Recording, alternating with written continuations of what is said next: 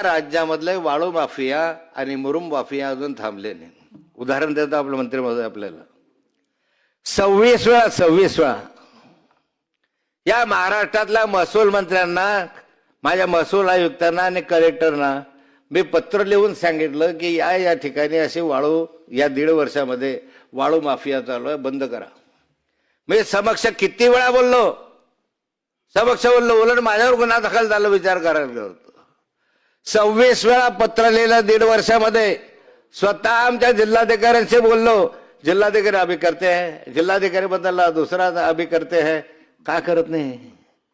जिल्हाधिकारी अगती काय ताकद नाही तुमच्या जिल्हाधिकाऱ्यामध्ये, कमजोर झाल्या जिल्हाधिकारी. माफियांच्या नावाखाली, माफियांच्या दबावाखाली जिल्हाधिकारी कमी झाले. रेव्हेन्यू यंत्रणा करा, तुमच्या ताकद असेल तर बंद करून दाखवा. मी तुम्हाला दाखवल्या स्पॉट, मी स्वतः गेलो त्या ठिकाणी, तुम्हाला लाईव्ह लोकेशन दाखवलं, लाईव्ह काढताना जे दाखवलंय. कलेक्टर बुलढाण्याला कळवलं, त्यांना कळवलं, ह्यांना कळवलं.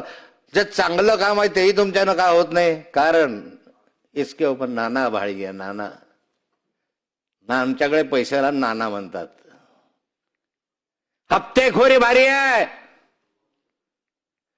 एक जिल्हाधिकाऱ्याने रत्तार आवाज केला की साला सळसळ कापायचा प्रशासन इंग्रजांच्या कालखंडात. काही जिल्हाधिकारी अजूनही मी पाहिलेले आहे, तुकाराम मुंडे सारखे. मी कौतुक करतो नेहमी तुकाराम मुंडेचं. काय तुम्हाला असेल नसेल, पण त्या माणसांना लाईन लावली, शिस्त लावली.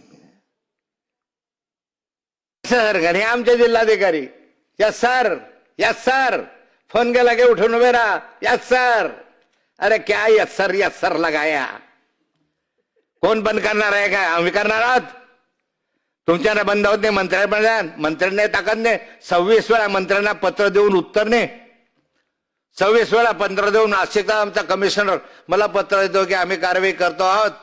करा कार्यवाही, जा सांगा तुमच्या जिल्हाधिकाऱ्याला सस्पेंड करा. 10 माणसं का नाही सस्पेंड? कारण हप्ते पोहोचतात वरपर्यंत, हप्ते.